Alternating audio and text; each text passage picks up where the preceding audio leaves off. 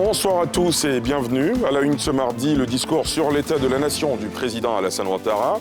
Devant les députés et sénateurs, pendant près d'une heure, le président de la République a évoqué son bilan et les actions du gouvernement en se félicitant du taux de croissance à 6,5%. Dans le reste de l'actualité ce mardi, le top départ des épreuves écrites du baccalauréat, plus de 355 000 candidats sont concernés par ces examens à grand tirage qui s'achèvent samedi prochain dans un contexte de lutte contre la fraude avec le déploiement d'un dispositif de pointe allant de la vidéosurveillance au détecteur en passant par les brouilleurs de téléphone. Et puis dans cette édition, nous vous proposons un gros plan sur les automobilistes qui se retrouvent très souvent piégés par la montée des eaux dans cette saison des pluies. Outre les pannes sur les véhicules nées de l'abondance des eaux, c'est la sécurité des conducteurs qui est mise à rude épreuve. C'était un grand oral très attendu. Le président Alassane Ouattara a adressé l'état de la nation ivoirienne devant les députés et les sénateurs. Pendant près d'une heure d'horloge, le président de la République a évoqué le bilan de son action et celle de son gouvernement, la bonne santé de l'économie nationale et le levier au vert dans plusieurs secteurs, même si des efforts restent à faire pour traiter, entre autres, l'épineuse question de la cherté de la vie. On fait le point avec Thiemé Dandje et Fulgence Kissiedou. De la République, Alassane Ouattara, face aux deux chambres du Parlement. Au menu de la 4e rencontre, avec les élus du peuple, comme à l'accoutumée, l'état de la nation. Pour cet énième grand oral, des compteurs de la gouvernance Ouattara, à quelques mois de la fin du quinquennat 2020-2025, déclinés dans l'ensemble au vert. Première bonne note, la 3e étoile du pays, au terme de la messe du football en terre ivoirienne.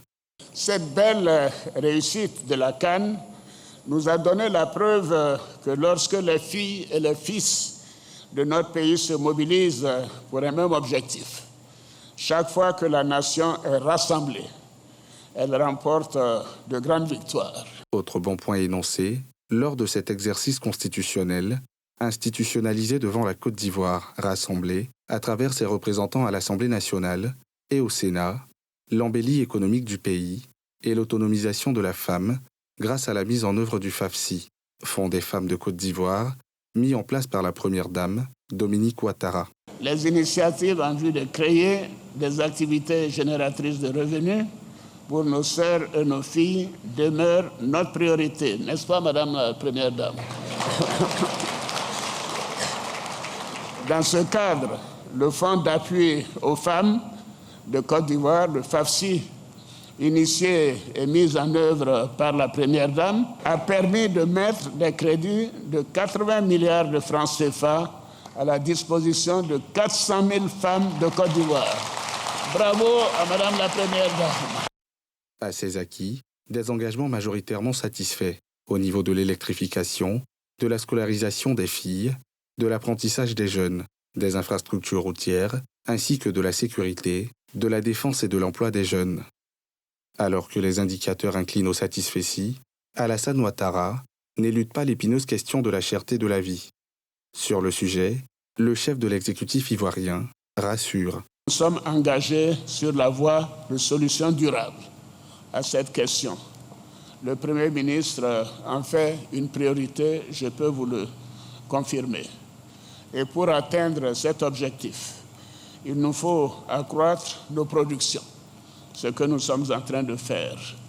Attendu sur les questions politiques, l'hôte de marque du Parlement bicaméral donnera plutôt rendez-vous, avec un brin d'humour, à la prochaine convocation du Parlement en congrès. Vous êtes un peu déçus.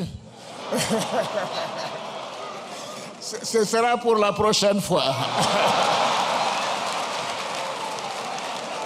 Bien avant, Alassane Ouattara rendait hommage aux personnalités politiques, décédées avant la 4e réunion du Parlement en congrès, dont son aîné Henri Konan-Bédié, honoré par la nation le 24 mai dernier. Cette adresse sur l'état de la nation du président de la République est diversement appréciée, qu'on soit proche du pouvoir ou dans l'opposition. Au terme de la rencontre, des participants se sont prononcés, livrant leur état d'esprit à notre micro. Par rapport au contexte qui se présente, beaucoup d'Ivoiriens et même les députés attendaient que le président se prononce sur les présidentielles. Manifestement, il ne l'a pas fait. Ça sera pour une prochaine fois certainement. En tant qu'Ivoiriens, nous ne pouvons qu'être satisfaits parce qu'aujourd'hui, tout le monde le constate. Nous avons un environnement sécuritaire qui est très apprécié. C'est cela? Parce que les Ivoiriens vivent en paix, en sécurité. Nous avons une économie robuste et il en a donné les preuves. C'était juste un copier-coller de ce que chacun des ministres a pu donner, une litanie de satisfaits. Lorsqu'on présente les résultats d'une équipe, on présente et on critique. La seule chose sur laquelle on s'est entendus tous, c'est la Coupe d'Afrique. Vous saviez, avec le président Alassane Ouattara, chaque fois que nous le rencontrons, il nous a habitués à des grands discours. Et aujourd'hui, ce n'est pas dérobé à cela. Donc nous partons heureux et satisfaits. Et ce que je peux préciser, chacun de nous est tenu maintenant à aller envers sa population et expliquer ce que le président nous a bien voulu nous instruire. Le président de la République a rempli son devoir constitutionnel de s'adresser au Parlement. Il a décrit une situation de ce qui est, selon leur vision. Mais quand on écoute le président de la République, si on n'est pas en Côte d'Ivoire, on penserait que c'est un Eldorado, honnêtement. Mais je pense que, moi personnellement, au niveau du PDCI-RDA, on n'a pas vu les perspectives, c'est ça que nous, on attendait, en matière de chômage des jeunes. Je suis venu avec deux préoccupations. La première était de savoir si le président Laurent Gbagbo, conformément à la loi, pourrait être candidat comme il a voulu. Et la deuxième préoccupation est de savoir si, comme ses frères africains, le président Alassane Ouattara voudrait encore faire un troisième, un quatrième mandat, etc. Sur ces deux points, je n'ai pas eu de réponse. Et donc j'avoue que je suis un peu déçu et que je suis resté sur ma faim. Dans le reste de l'actualité, ce mardi marque le top départ des épreuves écrites du baccalauréat. Plus de 355 000 candidats sont concernés par ces examens à grand tirage qui s'achèvent samedi prochain dans un contexte de lutte contre la fraude avec le déploiement d'un dispositif de pointe allant de la vidéosurveillance au détecteur en passant par les brouilleurs de téléphone, comme nous le montrent Thiemé Danger et Chèque Bleu. Lycée technique de Cocody. Dans ce centre d'examen du baccalauréat 2024, des candidats prêts à affronter la première épreuve écrite de ce dernier examen à grand tirage. Aux côtés de la ministre de tutelle, 3 autres membres du gouvernement. En face, des candidats de la salle où les épreuves sont décelées. À terme, place à la distribution des copies. Moment pour inviter à la concentration et surtout à tourner le dos à la tricherie. Même appel lancé dans cette autre salle visitée. De là, cap est mis sur le lycée Sainte-Marie d'Abidjan-Cocody. Y est logé le dispositif de vidéosurveillance. L'objectif de ce système de surveillance renforcée est énoncé, à savoir éviter toute fraude susceptible d'entacher la crédibilité des diplômes du pays. Une cause qui doit mobiliser toutes les parties prenantes des examens de fin d'année. Petit à petit, vous voyez que la qualité est de mise. Nous avons le niveau réel des enfants de Côte d'Ivoire et c'est tout à l'honneur de notre pays, c'est tout à l'honneur du président de la République qui a mis l'accent sur la qualité, sur la transparence et sur l'équité afin que désormais la Côte d'Ivoire ait la tête haute par rapport à ses diplômés et non seulement sur le territoire national mais également à l'international. Quand nos enfants arrivent, on ne leur demande pas de reprendre des classes et tout ça parce que le niveau vraiment est requis. Le baccalauréat 2024 concerne au total 355 347 candidats, dont 175 126 filles et 180 221 garçons, répartis dans 559 centres de composition. Au titre des différents bacs, sont en lice pour l'enseignement général 322 016 candidats, pour le bac artistique 408 candidats, quand 31 923 candidats sont, eux, à l'assaut du bac technique. Les épreuves lancées ce mardi s'achèvent samedi 22 juin 2024 et les résultats seront proclamés le 8 juillet prochain. Et pour ce premier jour de composition écrite du baccalauréat, session 2024, les jeunes parlementaires de la commune d'Anyama ont entrepris de soutenir les candidats en leur offrant des kits alimentaires, environ 1200 packs distribués aux candidats et au personnel de l'administration du lycée moderne d'Anyama, Moussa Nikiema et Rikimo. Premier jour des compositions écrites du baccalauréat, session 2024. Après la première épreuve du matin, ces candidats du lycée moderne d'Anyama reçoivent des kits alimentaires distribués par les jeunes parlementaires de la commune. C'est vraiment la première fois qu'une telle initiative est prise, n'est-ce pas, pour venir soutenir les candidats qui doivent composer matin et soir pour ce premier jour, pour qu'ils restent sur place, prendre un repas chaud et poursuivre l'examen. Il y en a même qui viennent à cette composition sans forcément avoir quelque chose sur eux pour aller acheter de la nourriture. Une initiative fortement appréciée par les candidats et le personnel de l'administration. Je suis très heureux parce que je ne m'attendais pas à ça déjà de 1. Après la compo, j'avais prévu aller manger dehors. C'est une grâce qu'on nous apporte de la nourriture, donc ça permet que je puisse rester en classe et pouvoir me réviser, pouvoir me concentrer sur les prochains trucs qui arrivent. S'il y a un deuxième encore, oui. Moi, j'ai trouvé ça appétissant. C'était encore bon. Puis on remercie tous ceux qui nous ont donné la nourriture. En tout cas, on va continuer tous les jours. Acteurs, hommes et dames, qui prennent un peu de force à travers ce geste d'une portée à la fois humanitaire, mais surtout pédagogique, qui permet finalement à nos candidats non seulement de prendre des forces, comme je l'ai dit tantôt, mais également d'avoir une certaine lisibilité pour les épreuves de l'après-midi et se projeter certainement dans le futur à travers le succès, certainement à l'examen. Comptant pour la première édition, cette opération s'inscrit dans le cadre de la journée d'excellence prévue par les jeunes parlementaires d'Anyama. Nous avons décidé aujourd'hui de venir auprès de nos jeunes compétiteurs au bac, leur permettre, n'est-ce pas, de réduire au maximum le niveau du stress et leur permettre réellement de booster leur génie créateur afin que les résultats du fin d'année soient satisfaisants. C'est au total 1270 kits qui ont été prévus pour l'ensemble des élèves ici ainsi que le personnel de l'encadrement. À travers cette opération, les jeunes parlementaires d'Anyama voudraient contribuer à la réussite des candidats au baccalauréat de la commune et participer à la qualité des résultats dans le pays. Au moment où les candidats au baccalauréat démarrent les épreuves écrites, ceux du BEPC reçoivent leurs résultats de 145 459, soit un taux de 40,18% sur les 610 896 candidats au BEPC ont pu valider leur brevet de fin du premier cycle. Au moment de l'annonce, nos reporters Nadia Eja et Tanguy Konan se sont rendus dans les centres pour vous faire vivre l'ambiance de la proclamation des résultats.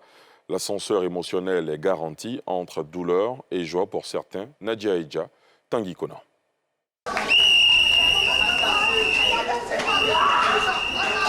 Rire, larmes, accolades, que d'émotions à la proclamation des résultats du brevet d'études du premier cycle dans ce centre situé dans la commune du Plateau. Merci Seigneur, merci. On est venu prendre de la 6e à 3e. Félicitations sur mon tableau d'honneur. Donc on est venu prendre le papier seulement. Elle voit avoir plus de points. Elle a imaginé avoir plus de 300 points, mais elle a eu 285 points. Mais félicitations. Non, c'est rien, c'est rien. C'est pas grave. Tu as eu plus de 285 points. C'est beau, c'est super. Une effusion de joie chez les candidats admis et leurs parents, présents pour vivre avec eux ce moment unique. Je ne savais pas qu'elle allait avoir beaucoup de points. 283.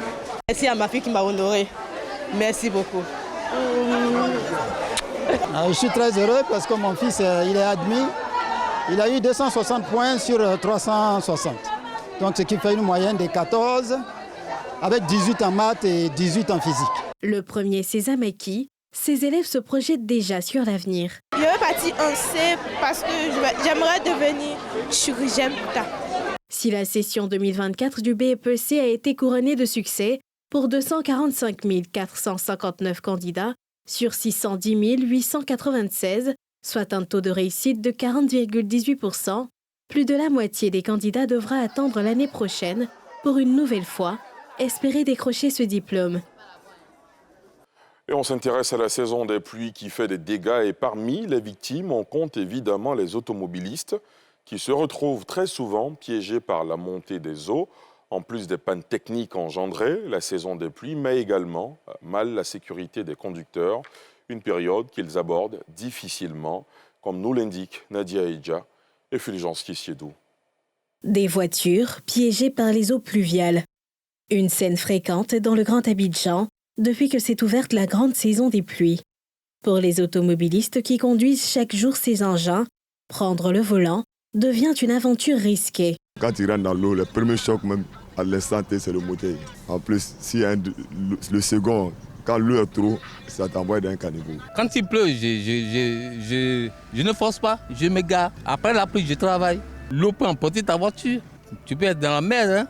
Dans cette gare de taxis communaux, plusieurs véhicules paient les frais de la montée des eaux.